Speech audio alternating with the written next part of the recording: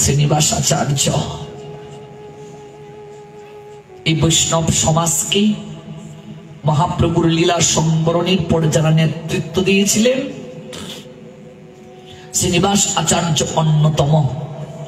যে শ্রীনিবাস আচার্য নদিয়া জেলার অন্তর্গত অগ্রদ্বীপের উত্তরে চাকন্ডি গ্রামে 1441 শতাব্দে রোহিণী নক্ষত্র যুক্ত বৈশাখী পূর্ণিমা তিথিতে আবির্ভূত হয়েছিলেন।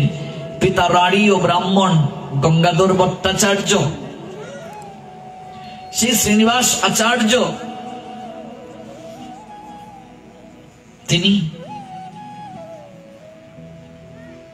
তার গ্রামের পাশে ভক্তদেরকে নিয়ে ভাগবত কথা কীর্তন করছেন। ভক্তরা অবাক হয়ে শুনছে সেই ভাগবতের কথা। শুনতে শুনতে কেউ কেউ কান্না করছে,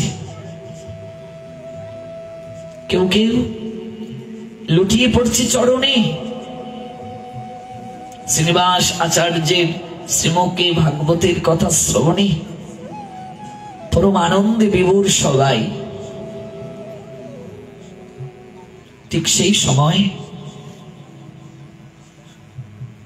তিনি গ্রামের যে রাস্তার পাশে বসে একটা বৃক্ষতলে ভাগবতের কথা ভক্তদেরকে শোনাচ্ছেন, শিষ্যদেরকে শ্রবণ করাচ্ছেন। ঠিক সেই সময় তারই পাশ দিয়ে রামচন্দ্র কবিরাজ, যে রামচন্দ্র কবিরাজ সদ্য বিবাহ করে পালকিতে চড়িয়ে নববধূকে নিয়ে যাচ্ছেন। খণ্ডবাসী ভক্ত তিনি। চিরঞ্জীব সেন তার পত্নী সুনন্দা দেবী, ওই চিরঞ্জীব আর সুনন্দা দেবীকে অবলম্বন করে বর্ধমান জেলার অন্তর্গত শ্রীখণ্ড গ্রামে এই রামচন্দ্র কবিরাজ আবির্ভূত হয়েছিলেন। তার মাতৃনিবাস আমাদের শ্রীহট্টে, এই সিলেটে। এই রামচন্দ্র কবিরাজ অত্যন্ত সুন্দর, গায়ের বরণ তার কাঁচা সোনার মতো। একবার তার দিকে যে তাকিয়েছে সঙ্গে সঙ্গে মন হরণ হয়ে গিয়েছে, এত সুন্দর। নতুন বিয়ে করে পালকিতে চড়ে বউকে নিয়ে যাচ্ছেন ওই রাস্তার পাশ দিয়ে জাজি গ্রাম। গ্রামটার নাম কি? জাজি গ্রাম। ওই গ্রামে একটা বৃক্ষের নিচে রাস্তার পাশে শ্রীনিবাস আচার্য ভাগবতের কথা শ্রবণ করাচ্ছেন ভক্তদেরকে। আর পালকিতে চড়ে রামচন্দ্র কবিরাজ নববধূকে নিয়ে যাচ্ছেন পাশ দিয়ে। হঠাৎ শ্রীনিবাস আচার্য ভাগবত কথা আস্বাদন করতে করতে মুখটা যখন তুললেন, চোখটা গিয়ে নিবদ্ধ হলো এই পালকির পাশে দণ্ডায়মান অপূর্ব সুন্দর এক যুবকের দিকে। তার গায়ের বরণ কাঁচা হলুদের মতো, শরীর থেকে জ্যোতি বের হচ্ছে। শ্রীনিবাস আচার্য ভক্তদেরকে বলছেন, কয়েকজন শিষ্যদেরকে বলছেন, এই দেখো বিবাহের এতেক উৎসাহ, অর্থ ব্যয় করি কিনে মায়ার কলহ। কথাটা বুঝতে পেরেছেন? বিবাহের সময় মানুষ লক্ষ লক্ষ টাকা ব্যয় করে, অথচ শাস্ত্রীয় নিয়মে বিবাহ করে সংসার করার যে বিধান দেয়া হয়েছে 1/3 লোকরা তা করে না। বিবাহ তো যজ্ঞ, সেই যজ্ঞে বিষ্ণু নিবেদিত প্রসাদ হওয়া উচিত। বিবাহ, শ্রাদ্ধ, অন্নপ্রাশন, বাৎসরিক শ্রাদ্ধ, বিবাহ বার্ষিকী, জন্মতিথি, মৃত্যুতিথি, এইগুলোতে হরি নিবেদিত প্রসাদ হওয়া প্রয়োজন। এগুলো যজ্ঞের মাধ্যমে হয়। এই জন্য দেখবেন এগুলোকে বাসর বলা হয়। বিবাহ বাসর, শ্রাদ্ধ বাসর, এগুলো বাসর বলা হয়। মিলন হয় ভক্তের সঙ্গে ভগবানের। শ্রীনিবাস আচার্য বলছেন, এই দেখো বিবাহের এতেক উৎসাহ। বিবাহ করার জন্য মানুষ কত উৎসাহী উদ্দীপনায় থাকে, কত অর্থ ব্যয় করে, কিন্তু যেখানে বিবাহের তাৎপর্য হচ্ছে স্বামী স্ত্রী দুজন মিলে ভজন করবে, সেই ভজন থেকে সরে গিয়ে মায়ারূপ পিশাচিনীকে ওরা স্কন্ধে চাপায় আর মায়ার কলহে দিনকে যাপন করে। গলে ফাঁস দিল মায়া তাহা না বুঝিয়া, মঙ্গল আচরে দেখো কৌতুক করিয়া। মায়ারূপ সর্পিনী গলায় যে বন্ধন করছে, মানুষ তো সেটা বুঝতে পারে না। বলছি খুব মঙ্গল ধ্বনি করছে। অমঙ্গলে শুভজ্ঞান সদাই করিয়া, উৎসব করে লোকে কৃতার্থ মানিয়া। শ্রীনিবাস আচার্য বলছেন, বলছি এটা মঙ্গল বলছে মঙ্গল আচরণ, কিন্তু বড় বড় মাছের মাথা মাংস দিয়ে খাওয়াচ্ছে লোকদেরকে। কুঞ্জু বাসরে বর নারায়ণ স্বরূপে বসলো, কনে চরণে ফুল দিল। গুরু বৈষ্ণব ভগবানের চরণ ছাড়া কারো চরণে ফুল দেয়া যায় না, অথচ সাধারণ কোন মনুষ্যের চরণেও কুঞ্জুতে ফুল দিচ্ছে, কারণ তাকে নারায়ণ স্বরূপে জ্ঞান করা হয়। অথচ কুঞ্জু আসর থেকে নেমে নারায়ণকে শ্বশুর বাড়ির লোকেরা মাছের মাথা খাওয়াচ্ছে। তাই শ্রীনিবাস আচার্য বলছেন, অমঙ্গলে শুভজ্ঞান সদাই করিয়া। এটা যে অমঙ্গল করছে কিন্তু ওরা বুঝে না, ওরা উপলব্ধি করছে খুব শুভ শুভ শুভ বিবাহ কি এরকম জয়ধ্বনি দিচ্ছে ওরা। অমঙ্গলে শুভজ্ঞান সদাই করিয়া, উৎসব করে লোক কৃতার্থ মানিয়া। কিন্তু এটা যে যজ্ঞ, এটা যে উৎসব না, এটা ভুলে গেছে তারা। আজকে দুর্গা পূজাকে আমরা উৎসব বানিয়ে ফেলছি। আজকে আমাদের কীর্তন থেকে শুরু করে যত কিছু, এগুলোকে আর মাঙ্গলিক যজ্ঞ না ভেবে আমরা এটাকে উৎসবে পরিণত করে ফেলেছি। উৎসব করে লোক কৃতার্থ মানিয়া লক্ষ লক্ষ টাকা খরচ করি, অথচ মায়ারূপ পিশাচিনীকে গলায় বাঁধে। দেখো দেখো দেখো কি সুন্দর যুবক, গা থেকে যেন কাঁচা সোনার জুতি ঝরে পড়ছে। এরকম একটা যুবক, এত সুন্দর চেহারা, এত সুন্দর শরীর, এই শরীরটা যদি গৌর ভজনে কৃষ্ণ চরণে অর্পণ হতে পারত, হরি বল। এত সুন্দর দেহ, এত সুন্দর যুবক, এত সুন্দর শরীর, এই শরীরটা যদি, এই দেহটা যদি গৌর ভজনে কৃষ্ণ চরণে সমর্পণ করতে পারত, জীবনটা ধন্য হয়ে যেত। কাকে বলছেন? ভক্তদেরকে বলছেন। ওই দূরে যাচ্ছে পালকিতে চড়ে বউ আর রামচন্দ্র কবিদাস, নববর সে পালকির পাশে দণ্ডায়মান, আর দূরে দেখে ভক্তদেরকে বলছেন, দেখো দেখো দেখো কেমন। এই দেহটা যদি গৌর সেবায় লাগতো, গোবিন্দ সেবায় লাগতো, জীবন তার ধন্য হয়ে যেত। অথচ এই দেহ দেবতার দুর্লভ, নৃদেহ আত্মম সুলভম সুদুর্লভম। ভাগবত বলছেন ভগবান দিয়েছেন সস্তায়। কেন? কৃষ্ণ ভজন করার জন্য। আর এই দেহ প্রাপ্ত হয়ে এই কার্য করছে। আহা, দুর্ভাগ্য, ওই দেহটা গোবিন্দ সেবায় না লেগে কামিনীর ভোগে লাগলো। এই কথাটা কেবল রামচন্দ্র কবিরাজের কানে গিয়ে প্রবেশ করলো। এই দেহটা গোবিন্দ সেবায় না লাগে কামিনীর ভোগে লাগলো। তখনই তিনি ফিরে তাকালেন, দেখলেন একজন সাধু বৃক্ষের নিচে বসে ভাগবত কথা পরিবেশন করছেন। অনেক ভক্তরা বসে আছে, কেউ নয়নের জল বিসর্জন করছে, আর কেউ অবাক দৃষ্টিতে বক্তার বদন পানে তাকিয়ে আছে। শ্রীনিবাস আচার্যের দিকে দৃষ্টি দেওয়ার সঙ্গে সঙ্গে রামচন্দ্র কবিরাজ বেকুল হয়ে উঠলেন। কথাটা কি বললেন তিনি? এই দেহ আমি কামিনীর ভোগে লাগাচ্ছি, কামিনীর সেবায় লাগাচ্ছি। পালকি যাচ্ছে, সানাই বাজছে, একবার সামনের দিকে তাকান, আর একবার ওই সাধুর দিকে তাকান রামচন্দ্র কবিরাজ। একবার সামনের দিকে তাকান, আর একবার সাধুর দিকে তাকান। যত দূর দেখা যায় তত দূর তাকিয়ে রইলেন। কি জানি একটা আকর্ষণ কাজ করছে ওই সাধুর দিকে তাকানোর সঙ্গে সঙ্গে। আর ওই তার শ্রীমুখ থেকে কথাটা যখন কানে গেল, সখিরে কেবা শোনাইল শ্যাম নাম, কানেরও ভিতর দিয়া মরমে পশিল গো, আকুল করিল মনোপ্রাণ। কি কথা গো, কৃষ্ণ কথা কানের ভেতর দিয়ে হৃদয়ে পৌঁছলো। বারবার তাকাচ্ছেন, সামনে যাচ্ছেন, বারবার তাকাচ্ছেন, যতদূর চোখ যায়, যতবার দেখা যায় ততবার তাকিয়ে রইলেন। মনটা বিষণ্ণ হয়ে গেল। এত আনন্দ করে বিয়ে করে সানাই বাজিয়ে বউ নিয়ে আসলেন, কিন্তু মন বিষণ্ণ।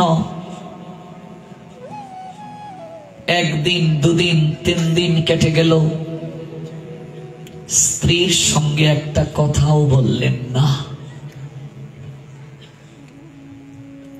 সেজে গুজে স্ত্রী আসলো নিজেকে সমর্পণ করে দেওয়ার জন্য।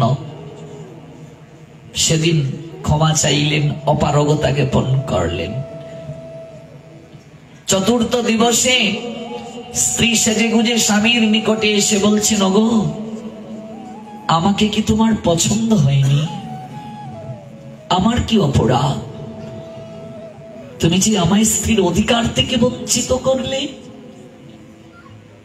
আমি কি তোমার পছন্দের নয়? রামচন্দ্র কবিরাজের চোখ বেয়ে চড়চড় করে জল চড়ছে, কিছুই বলছেন না। ওগো তুমি কাঁদছো কেন বলো? করজুড়ি বলছেন, আজকের এই শুভ রজনীতে আমি তোমার কাছে একটা ভিক্ষা চাইব, দেবে? যদি দিতে পারো আমার চোখের জল বন্ধ হবে। বলো না তুমি কি চাও? আমি তোমার পত্নী, আমার সর্বস্ব আমি তোমায় দান করতে সম্মত। বলো না তুমি কি চাও? স্ত্রীকে জড়িয়ে ধরে রামচন্দ্র কবিরাজ বলছেন, পারবে? সারাটা জীবন মীরার মতো সাধিকা হয়ে জীবন কাটিয়ে দিতে? পারবি আমায় মুক্তি দিতে? আমি আজই ভোরবেলা ওই বৃক্ষতলে যাকে দেখেছি, যার মুখ থেকে ভাগবতের কথা আমার কর্মে প্রবেশ করেছে, আমি তার প্রতিচ্ছবি ভুলতে পারছি না। পারবে তুমি আমায় বিদায় দিতে? আমি বাকিটা জীবন গৌর সেবায় কৃষ্ণ চরণে সমর্পণ করে দিতে চাই এই দেহটাকে। নিতাই গৌর সদানাথ প্রেমানন্দে হরি বল। পারবে কি তুমি আমায় বিদায় দিতে? ওই যেদিন আমি ওই শ্রীবদন দর্শন করলাম, তখন থেকে আমার প্রাণ বড় উচাটন। আমি আর ঠিক থাকতে পারছি না। কি বলছো তুমি? এ কেমন তুমি ভিক্ষা চাইলে আমার কাছে? এ কেমন ভিক্ষা তুমি চাইলে আমার কাছে? ওগো কেমন ভিক্ষা তুমি আমার কাছে চাইলে? মধ্যরাত্রিতে সংসার ত্যাগ করলেন রামচন্দ্র কবিরাজ। পাগলের মতো দৌড়তে শুরু করলেন। ভোরবেলা ওই বৃক্ষতলে গিয়ে শ্রীনিবাস আচার্যের চরণে লুটিয়ে পড়লেন। আরে চোখটা তোল, আমার দিকে তাকা। কে আপনি? কি আছে আপনার শ্রীমুখ থেকে ভাগবতের কথার মাঝে? আর কি দৃষ্টি আপনি আমায় দিলেন? আমি নতুন বিয়ে করে গেলাম, আমি 3টা দিন আমার স্ত্রীর সঙ্গে পর্যন্ত কথা বলতে পারলাম না। চতুর্থ রজনীতে আপনি আমায় পাগলের নিয়ে আপনার চরণে নিয়ে আসলেন।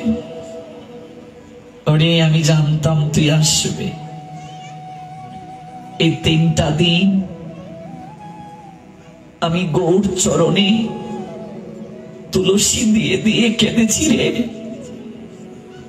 আর আমি কেঁদে কেঁদে বলেছি, ওই ছেলেটা যদি আমার জীবনে আমার শিষ্য হয়ে গৌর নাম প্রচারের জন্য সঙ্গী হতো, তাহলে জগৎ জীবের কত কল্যাণ হতো। ওরে গৌর হরি আমার তুলসী নিবেদনকে তিনি প্রত্যাখ্যান করেননি। আমি জানতাম তুই আসবে, আমি জানতাম তুই আসবে। বক্ষে আলিঙ্গন করলেন রামচন্দ্র কবিরাজকে। এই রামচন্দ্র কবিরাজ শ্রীনিবাস আচার্যের এমনই শিষ্য, এই বৈষ্ণব সমাজে এমন গুরু শিষ্য আর খুঁজে পাওয়া যায় নাই। এতটা তিনি ভালোবাসতেন গুরুদেবকে। গুরুদেব একটা দড়ি দেখে বলছেন, রামচন্দ্র আমি সর্প দেখতে পাচ্ছি। রামচন্দ্র বলছেন, গুরুদেব আমি সর্পই দেখতে পাচ্ছি। সমর্পণ দেখুন কাকে বলে। কিছুক্ষণ পরে শ্রীনিবাস আচার্য বলছেন, আমি এটা সর্প না, আমি দড়ি দেখছি। রামচন্দ্র বলছেন, আমি দড়ি দেখতে পাচ্ছি। গুরু মুখ পদ্ম বাক্য চিত্তে করিয়া ঐক্য। আর কিছু ভাববে না, আর কোনো চিন্তা করবে না, আর কিছু ভাববে না। সেই গুরুদেব একদিন রামচন্দ্রকে পাঠালেন, যাও বিয়ে করে এই যে স্ত্রীকে তুমি রেখে আসলে, এটা অন্যায় হয়েছে। তুমি 3 দিন স্ত্রী সঙ্গ করে আসো, গৃহে ফিরে যাও। গুরুদেব আপনি আমায় পরীক্ষা করছেন না তো? আপনি আমাকে আমার ওই আগুনে ঝাঁপ দিতে বলছেন? না না না রামচন্দ্র, আমি মন থেকে বলছি, যাও তুমি একটু গৃহে 3 দিন থেকে আসো, আমি তোমায় আজ্ঞা দিলাম, যাও স্ত্রী সঙ্গ করে গিয়ে আসবে। কান্না করছেন, গুরুদেব আপনি কি বলছেন? আমি বললাম তুমি যাও। গুরুচরণে প্রণাম দিয়ে রামচন্দ্র কবিরাজ ছুটলেন গৃহের দিকে। অনেক বছর পর গ্রামে যখন পা রাখলেন, স্ত্রীর কাছে সংবাদটা আসলো, স্বামী ফিরে এসেছে। সে কি আনন্দ! নিজেকে শৃঙ্গার করে তুললেন, অপূর্ব কেশবিন্যাস করলেন। কতকাল পরে পতি ফিরে আসলো। রাত্রিবেলা শৃঙ্গার করে পতিকে শয়নের কক্ষে নিয়ে গেল। কেবল জিজ্ঞেস করলো, অগো আমাকে ছাড়া তুমি কেমন আছো? তোমার গুরুদেব তোমায় কতটা ভালোবাসেন? একটা প্রশ্ন করলো। সারা রাত গুরু মহিমা বলতে বলতে কখন যে সময় চলে গেল বুঝতেই পারলো না। গুরুদেবের কথা যতবার বলেছে ততবার রামচন্দ্রের চক্ষু থেকে ঝরঝর করে জল ঝরছে। স্ত্রী তাকে জড়িয়ে বলছে, ওগো আমি তোমাকে অনুমতি দিলাম, তুমি আর কোনদিন সংসারে ফিরে এসো না। আমি সারাটা জীবন থাকতে পারবো, কিন্তু আমি চাই তোমার অন্তিমে গোবিন্দ চরণ প্রাপ্ত হোক। ও আমি সারা জীবন থাকতে পারবো, তুমি আর ফিরে এসো না।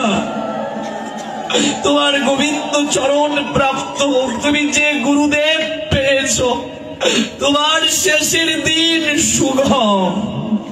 সমগ্র বৈষ্ণব সমাজ 3 জনের কাছে চির ঋণী। সর্বপ্রথম আমার মহা তপস্বিনী গৌরভক্ত বিলাসিনী বিষ্ণু প্রিয়া, যার কাছে আমরা কলিহত জীব চির ঋণী। সরগোস্বামী পাদের অন্যতম গোস্বামী রঘুনাথ দাস গোস্বামী পাদের স্ত্রীর কাছে চির ঋণী আমরা, যারা জীবন যৌবন বিসর্জন করেছে, স্বামীকে জগতের কল্যাণের জন্য বিলিয়ে দিয়ে দিয়েছে। আরে রামচন্দ্র কবিরাজের স্ত্রী সারা জন্মের জন্য বিলিয়ে দিয়েছে নিজের স্বামীকে জগতের কল্যাণের জন্য।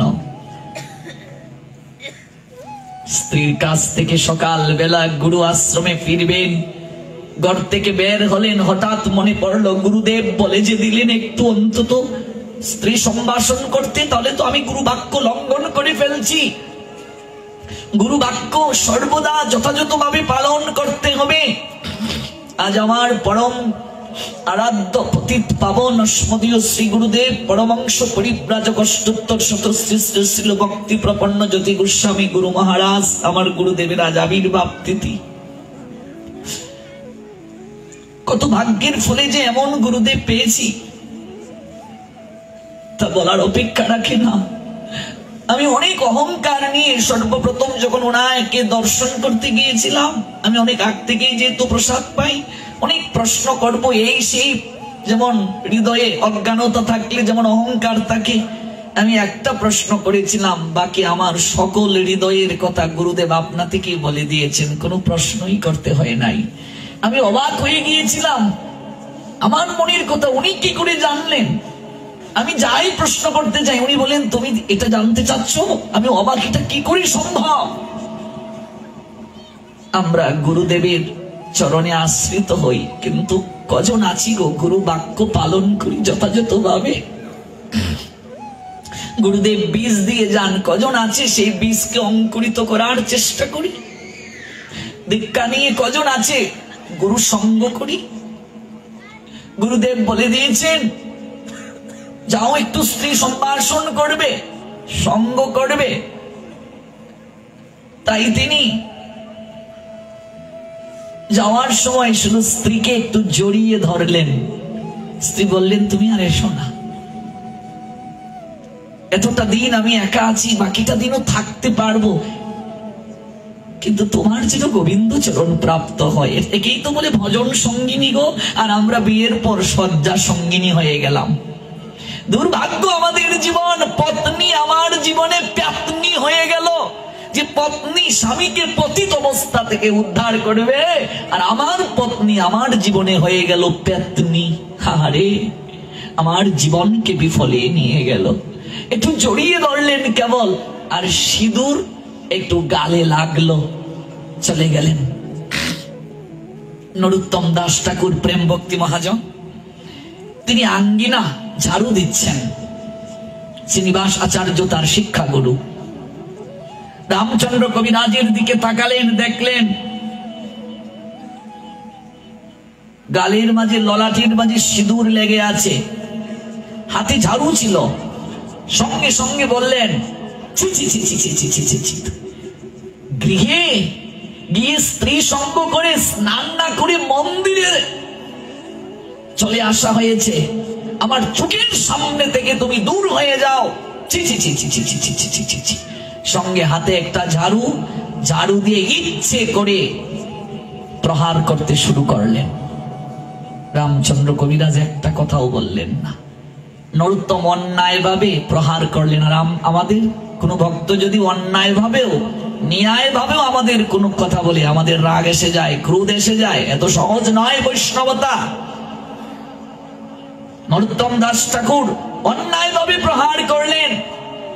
একটিবারও রামচন্দ্র বলেননি আমি স্ত্রী সঙ্গ করিনি, আমি করিনি, আমি অপবিত্র নই।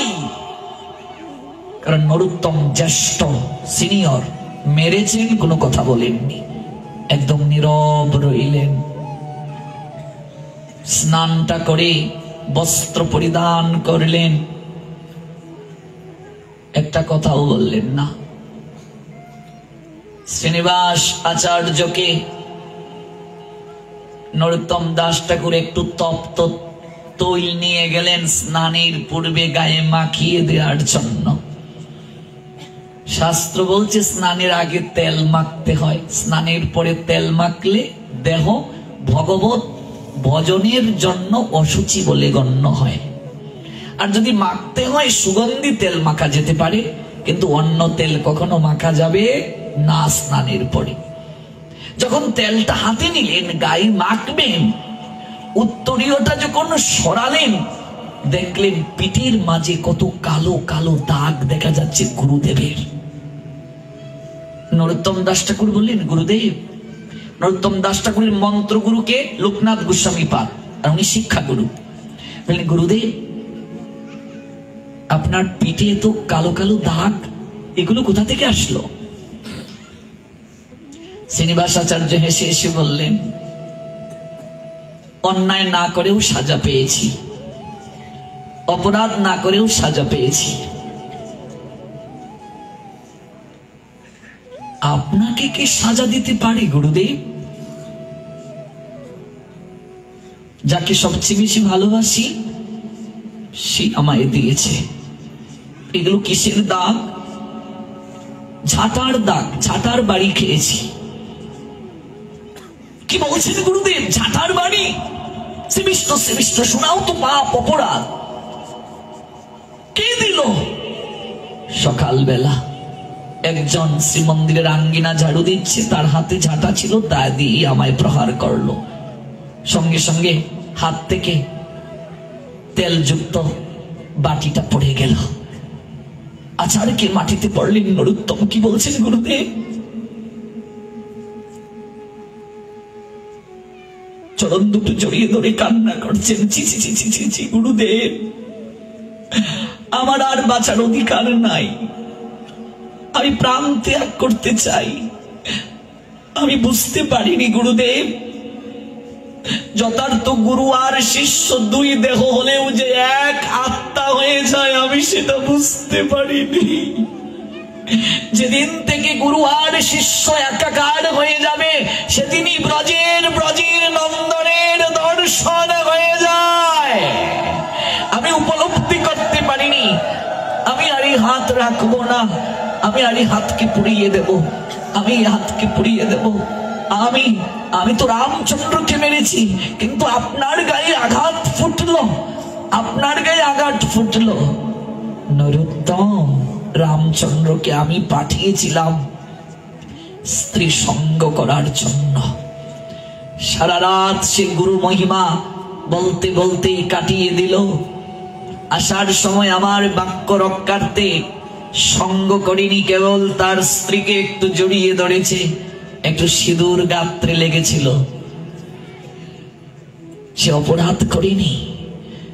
নরোত্তমের অনুশোচনায় বুকটা কম্পিত হয়ে উঠল। দেখো বৈষ্ণবতা কাকে বলে। কই প্রতিবাদ তো করলেন না রামচন্দ্র। আজ প্রতিবাদ করার সময় যদি নরোত্তমের দিকে তেড়ে যেতেন, তাহলে আজ নরোত্তমের হৃদয়ে এই অনুশোচনা কি হতো? রামচন্দ্রকে আগে যতটা না ভালোবাসতেন নরোত্তম, এই ঘটনার পর আরো তার ভালোবাসা বেড়ে গেল। আমি বিনা কারণে শাস্তি দিলাম। মনটা চাইছে তাকে সারাটা জীবন প্রেমালিঙ্গন দিয়ে রাখার। এরই নাম বৈষ্ণবতা। দৌড়ে চলে গেলেন। চুলায় কাষ্ঠ দেয়া হয়েছে, ভুগের রান্না হবে, আগুন জ্বলছে। নরোত্তম যাচ্ছেন লুকিয়ে, ডান হাতটা আগুনের মাঝে পোড়ানোর জন্য। শ্রীনিবাস আচার্য ডেকে বলছেন, বাবা খুব ভালো, একজন আমাকে ঝাঁটার বাড়ি খাওয়ালো, আরেকজন আমার হাতটাই পুড়াতে চাচ্ছে। নরোত্তমকে বুঝালেন, তুমি যদি হাতটা পুড়াও ওই কষ্টটা আমারই বুকে লাগবে, আমারই হৃদয়ে আসবে। এরই নাম ভাগবত। এই ভাগবত শ্রবণী এমন দৈন্যতা আসে, এই ভাগবত শ্রবণী এমন করে গুরু প্রীতি আসে, এমন ভাগবত শ্রবণী এমন করে বৈষ্ণবতার বীজ হৃদয়ে বপন হয়। এমন ভাগবত শ্রবণীর মাধ্যমে হৃদয়ে প্রেম আসে, প্রীতি আসে। এই ভাগবতের কথা আমরা যে শ্রবণ করব তা কেবল নয় গো মা। তোমার বাড়িতে কেউ 10 কেজি মিষ্টি নিয়ে আসলো, তুমি কি করবে? একা একা খাবে? যদি কৃপণ হও ফ্রিজের মাঝে রেখে দেবে, আমি 10 দিন খাবো মিষ্টি, 15 দিন খাবো।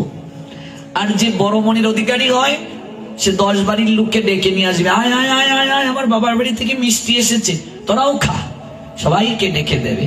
আচার্যগণ বললেন, যারা বৃহৎ মনের অধিকারী ওরা নিজে যেমন ভাগবত শুনবে, রাস্তাঘাটে যাকে পাবে, যাকে দেখবে তাকে বলবে, ভাই একটু ভাগবত শ্রবণ করতে চাই, নিমন্ত্রণ পৌঁছে দেবে।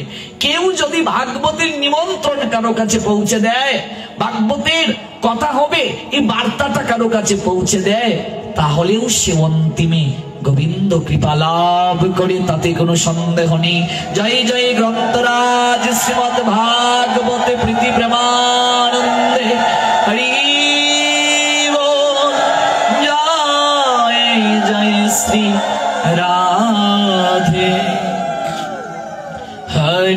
কৃষ্ণ হরে কৃষ্ণ কৃষ্ণ কৃষ্ণ হরে হরে হরে রাম হরে রাম রাম রাম হরে হরে হরে কৃষ্ণ কৃষ্ণ কৃষ্ণ হরে হরে হরে রাম রিকু বাড়িয়ে দাও রিপিট হবে রিপিট রাম রাম রাম হরে হরে হরে কৃষ্ণ হরে কৃষ্ণ কৃষ্ণ কৃষ্ণ হরে হরে হরে রাম রাম রাম হরে হরে হরে কৃষ্ণ জম জম কমবে হরে কৃষ্ণ কণ্ঠটা চিকন করে দাও কৃষ্ণ কৃষ্ণ হরে হরে হরে রাম মিট মাঝে মাঝে রাখো ইকো রিপিট হবে জম জম কমাও জম জম কমিয়ে রিপিট হবে হরে হরে হরে কৃষ্ণ